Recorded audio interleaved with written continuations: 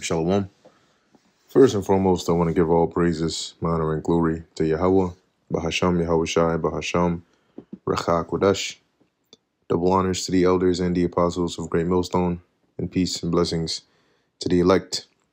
And before I go into this article, I want to first read this this precept here real quick in Revelation chapter 17, starting at verse 16, dealing with the 10 horns, okay, which we know represent the nations, of the primarily of the European Union, okay. But when you read in Revelation the 17th chapter, it deals with them turning upon America, right, which is the whore, and ultimately burning her with fire. And I'm going to read that real quick and then go into this article, and you'll see why.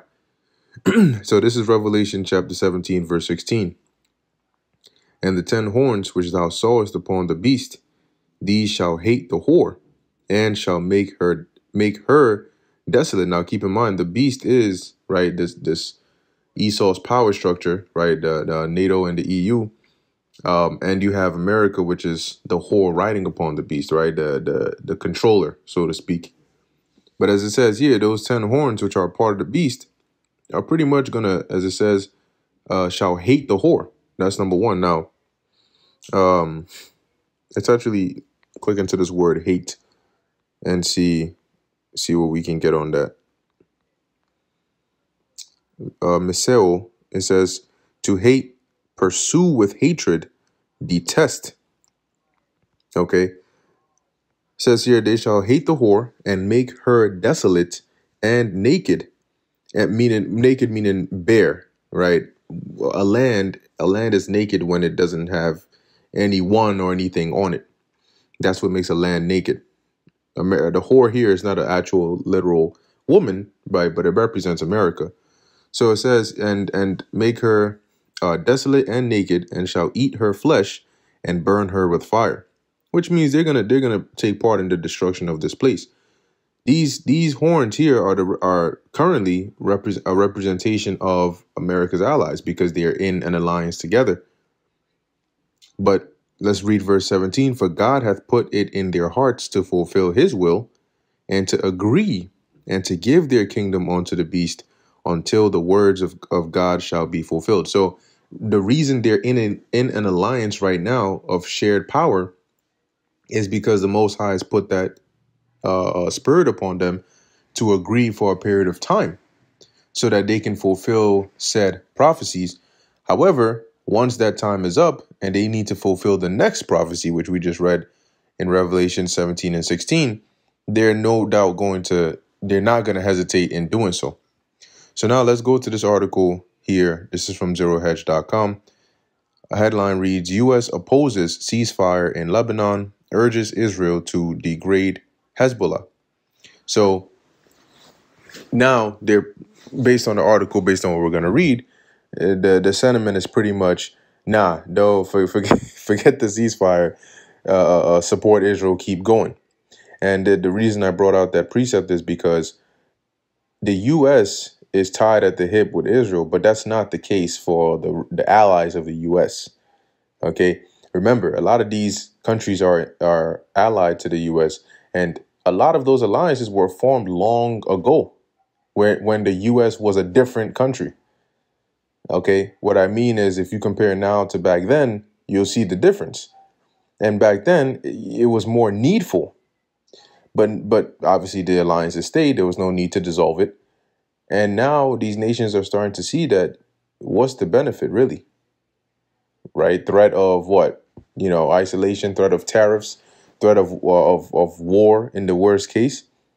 But they're starting to see now the U.S. is, through this, is ostracizing itself. Like they're doing the most, so to speak, to where these countries, remember, the world is watching, and these countries are like, yo, you guys are really going to sit there and support and back this? I don't know if I could get behind that. Now, if something happens and you expect us to jump in there, I don't know if I want to do that. Because what happens with, say, a as the BRICS, right, the BRICS alliance continues to grow and they start dominating, and people start shifting more and more away from the petrodollar as they already are, de-dollarization. And these countries are seeing that and they want to jump and join this alliance, right? What happens when a so-called US ally wants to join BRICS or maybe is able to join BRICS, and then something happens with the conflict in the East, and now the US is like, okay, we need you guys to come and back us. The thing about it is, with the conflict in the East, Russia, China, Iran, they're on the same page. And these are also major parts or players in BRICS. So now there's a conflict, right? You want to join BRICS, or maybe you're already in BRICS, and your ally is saying, hey, come and join us against the member nations of BRICS, because once again, Russia's in there, Russia's backing Iran, China's in there, China and Russia are working together pretty much, right? At least if it comes down to this, yeah, they're going to be on the same page. So now imagine you being one of these middle countries and you're like, okay, which side do I go on? Eventually, right? Eventually, as prophecy gets closer and closer, it'll be clearer in detail what exactly is going to be that breaking point to fulfill Revelation 17 and 16. However, you're starting to see things that are leading up to it, because usually that's what it is, right? What does the saying go? The straw that broke the camel's back, right? Or the feather, or something like that, right? And then there's the saying, this is the last straw. It signifies a buildup, right? A buildup. So this, then this, then this, then this. Eventually, you got to the breaking point and you snapped. So these things you're seeing now are part of the buildup that lead to the rest of the world saying, all right, we're done. You're cooked and we're doing the cooking. So it says, reading the article, the State Department said Tuesday that it doesn't want to see a ceasefire in Lebanon and supports the heavy Israeli bombardment of the country to degrade Hezbollah. And that's the that's the push, right? To degrade Hezbollah. That's the reason. State Department spokesman Matt Miller was asked about comments from Hezbollah deputy Sheikh Naim Qasim, who said the group supports efforts by Lebanese parliament speaker Nabi Berri to reach a ceasefire, without mentioning that it must also include a ceasefire in Gaza. Quote unquote, now that Hezbollah is on the back foot and is getting battered, suddenly they've changed their tune and want a ceasefire, Miller told reporters. Miller claimed the U.S. ultimately wants a diplomatic solution, but voiced strong support for Israeli military operations, which have killed more than 1,250 people, including over 100 children. Once again, the world is watching. Quote unquote, we support Israel's efforts to degrade Hezbollah's capability, he said. Now, this is, I don't even remember the term that's used for this, but or maybe political correctness is it? But there's a certain way that they speak when, or word things or phrase things, right, in the public, especially in media. Something like there was a shooting, right? Something happens, officer shoots, suspect dies. They're not gonna say officer shot a suspect and killed him. They'll say there was a police involved shooting on such and such day, and the suspect was hit, or the suspect was shot. He died. They'll phrase it that way, so it doesn't sound as though, hey, this is actually what happened. When you say there was a police involved shooting, okay, what does that mean? Who shot who?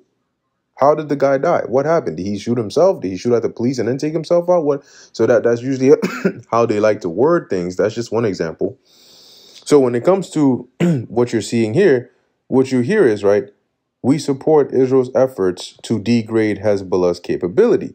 That's the narrative, the phrase.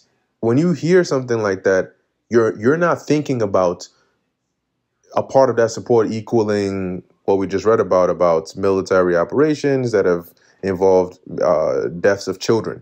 That's not what comes to mind when you hear degrade Hezbollah's capability. You think more, oh, okay, if Hezbollah is a terrorist group, then or a militant group, then by all means, right? Do your best to stop them. But what does that actually entail? So even just the way these things are worded goes a long way. And it seeks to cover up, what exactly is happening. Like an abstraction above that, the what it actually looks like for this operation. The U.S. is also calling for Lebanon to hold new presidential elections amid the Israeli bombardment. Lebanon hasn't had a president since 2022, as the many different factions in parliament haven't agreed to elect one. Hezbollah's political wing currently holds 15 seats in the nation's 128-seat parliament. And here's why that's a problem. It's more difficult to try and gain control. If you're a foreign country, right, when you're trying to infiltrate another country, it's next to impossible when they're in a case like this, because when they're centralized, when you have a president, one figure who is calling the shots, it's much easier. You're dealing with one person, whether it's blackmail or threats or bribery. You get to him, you get to the rest, right? You get a couple in there, whisper, get into his cabinet, and then boom. It's easy to set up a puppet. It's easy to control. But when you have these factions and these groups, then it's much harder to do that. So it's interesting, right? That this is what's going on, but what they're concerned about is them having an election. What we want to see come out of this situation ultimately is Lebanon able to break the grip of Hezbollah, or break the grip that Hezbollah has on the country, break the strong stranglehold that Hezbollah has had over the country, Miller said. The U.S. is still criticizing the Israeli assault on Lebanon characterizing the Israeli assault on Lebanon as a limited incursion, despite the massive bombings in Beirut and across the country. Now, it's interesting because they mention here that, let me actually read this part here. It says, let's see. Israeli Prime Minister Benjamin Netanyahu signaled on Tuesday that more escalations were coming.